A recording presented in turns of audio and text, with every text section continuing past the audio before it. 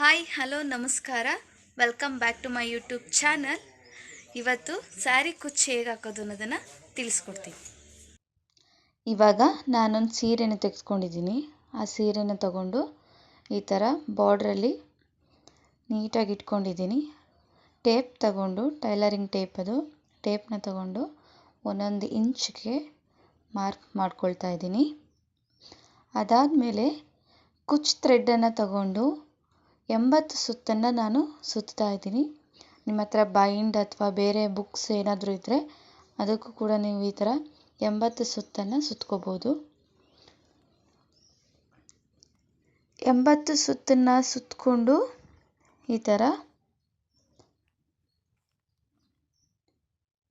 ಕತ್ರಿನ ತಗೊಂಡು ಕಟ್ ಮಾಡ್ಕೋಬೇಕು. ನಿಮ್ಮ ಹತ್ರ ಟ್ರಿಮ್ಮರ್ ಇದ್ದರೆ ಟ್ರಿಮ್ಮರಲ್ಲೇ ಕಟ್ ಮಾಡ್ಕೊಳ್ಳಿ. ನನ್ನ ಹತ್ರ ಮಿಷಿನ್ದು ಕತ್ರಿ ಇದೆ, ಹಾಗಾಗಿ ನಾನು ಅದರಲ್ಲೇ ಕಟ್ ಮಾಡ್ಕೊಳ್ತಾ ಇದ್ದೀನಿ. ಅದಾದಮೇಲೆ ನೀಡಲ್ ತಗೊಂಡು ನೀಡಲ್ಗೆ ಪೋಣಿಸ್ಕೋಬೇಕು. ಅದನ್ನು ಪೋಣಿಸ್ಕೊಂಡು ನಾವು ಆವಾಗಲೇ ಮಾರ್ಕ್ ಮಾಡ್ಕೊಂಡಿದ್ವಲ್ಲ, ಆ ಮಾರ್ಕಲ್ಲಿ ಹಿಂದೆಯಿಂದ ನೀಡಲ್ನ ಹಾಕಬೇಕು. ಈ ಥರ ನೀಡಲ್ನ ಹಾಕಿ ನಾವು ನಮಗೆ ಎಷ್ಟು ಇಂಚ್ ಬೇಕಾಗುತ್ತೆ ಅಷ್ಟನ್ನು ನಾವು ಬಿಟ್ಕೊಂಡು ನೀಟಾಗಿ ಮೆಷರ್ಮೆಂಟಲ್ಲಿ ನಾವು ಅದನ್ನು ಇಟ್ಕೋಬೇಕು. ಅದಾದಮೇಲೆ ನಾನು ಆಗಲೇ ತೊಗೊಂಡಿದ್ದ ಸೂಜಿಗೆ ನಾನು ಝರಿ ಥ್ರೆಡ್ಡನ್ನು ಪೋಣಿಸಿಟ್ಕೊಂಡಿದ್ದೆ, ಅದನ್ನು ನಾನು ಇವಾಗ ಸುತ್ತಾ ಇದ್ದೀನಿ.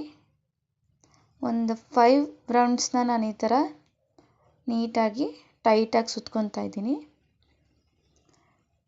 ಇದನ್ನು ನೀಟಾಗಿ ಸುತ್ಕೊಂಡಾದಮೇಲೆ ಆ ಸೂಜಿಯಿಂದ ನಾನು ಇದನ್ನು ಲಾಕ್ ಮಾಡ್ತಾ ಇದ್ದೀನಿ.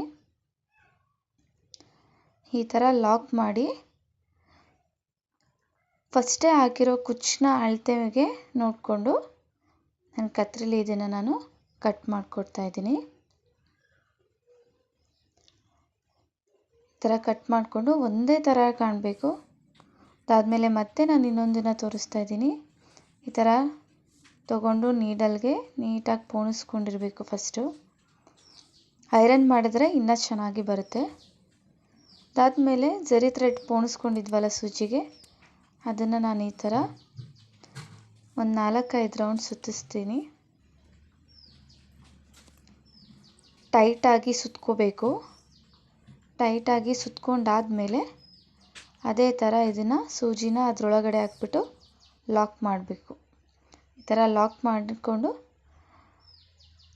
ಅದನ್ನು ಹೆಂಡ್ ಮಾಡಬೇಕು. ನೋಡಿ ಹೇಗೆ ಕಾಣಿಸ್ತಾ ಇದೆ ಅಂತ.